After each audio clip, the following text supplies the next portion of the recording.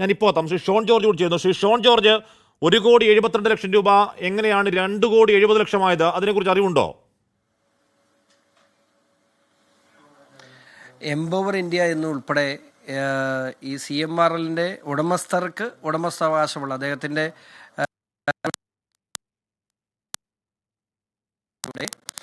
കയ്യിൽ നിന്നും പണം കൈപ്പറ്റിയിട്ടുള്ള പണവും തിരികെ പോയിട്ടില്ല. സ്വാഭാവികമായും ആ പണത്തെയും കൈക്കൂലിയായിട്ട് മാത്രമേ കണക്കാക്കാൻ കഴിയുള്ളൂ. കാരണം 2021 എക്സാലോജി കമ്പനി വൈൻഡപ്പ് ചെയ്തതിന് ശേഷം ഇപ്പോഴും ആ പണം തിരികെ പോയിട്ടില്ല എന്ന് പറയുമ്പോൾ ആ പണത്തെയും കൈക്കൂലിയായി മാത്രമേ കണക്കാക്കാൻ കഴിയുള്ളൂ. ഇപ്പോൾ ഇവിടെ ഇവരിനിയും പല പല കാര്യങ്ങൾ പറയും. എങ്കിൽ പോലും പറയട്ടെ, ബാലിശമായ കാര്യങ്ങളാണ് ഇവരെല്ലാം ഇപ്പോൾ പറയുന്നത്.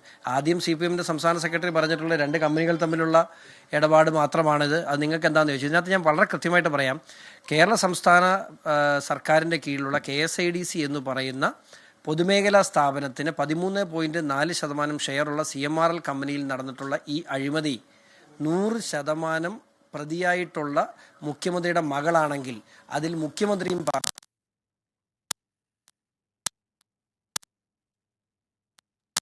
അല്ലെങ്കിൽ ഒരു പൊതുമേഖലാ സ്ഥാപനം നടന്നിട്ടുള്ള അഴിമതിക്ക് മുഖ്യമന്ത്രിയുടെ മകൾ പ്രതി എന്ന് പറഞ്ഞാൽ ഒരു നിമിഷം പോലും ധാർമ്മികതയുണ്ടെങ്കിൽ ഒരു നിമിഷം പോലും ആ തലസ്ഥാനത്ത് തുടരാൻ മുഖ്യമന്ത്രിക്ക് അർഹതയില്ല.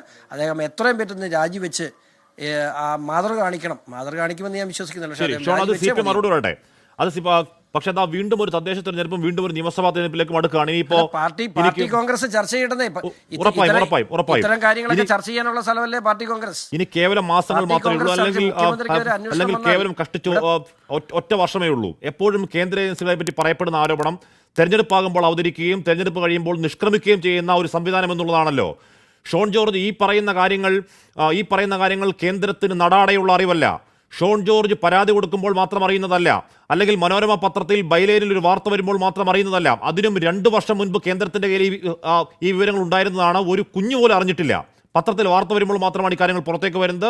അതിനുശേഷമാണ് അന്വേഷണം ഉണ്ടാകുന്നത്. അതിനുശേഷം താങ്കൾ പറഞ്ഞത് പ്രകാരം ഈ പറഞ്ഞ ഡെഡ്ലൈനുകൾ, ടൈം ലൈനുകൾ പലത് കഴിഞ്ഞു. തെരഞ്ഞെടുപ്പ് എടുക്കുമ്പോഴേക്കും ഒരു കുറ്റപത്രം സമർപ്പിക്കുന്നുവെങ്കിൽ വീണ്ടും ഒരു രാഷ്ട്രീയ നാടകം എന്നാരെങ്കിലും ആരോപിച്ചാലോ ഷോൺ?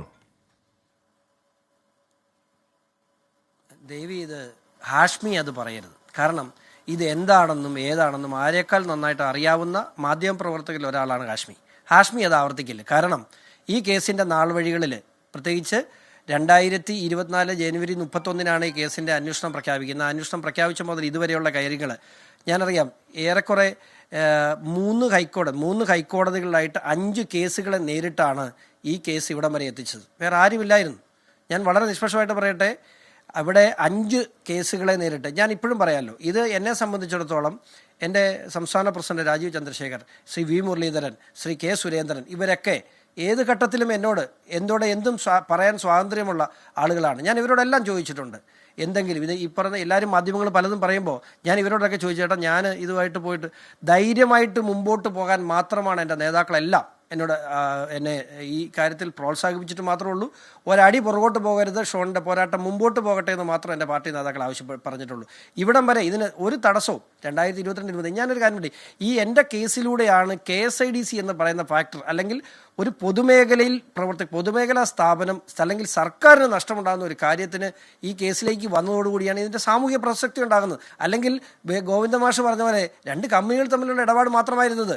ഇവിടെ ഈ തട്ടിപ്പിനെ സംബന്ധിച്ച് മാത്രമല്ല, ഇന്ററിം സെറ്റിൽമെന്റ് ബോർഡിന്റെ ഉത്തരവിന് വിരുദ്ധമായി അല്ലെങ്കിൽ 135 കോടി രൂപ അല്ല തിരിമറി നടന്നതെന്ന് പറഞ്ഞിടത്താണ് ഈ കേസ് വീണ്ടും റീഓപ്പണിംഗ് എന്ന സ്റ്റേജിലേക്ക് പോകാൻ പറ്റുള്ളൂ. അതിന് ഡോക്യുമെന്റ് കൊടുത്തത് ഞാനാണ്.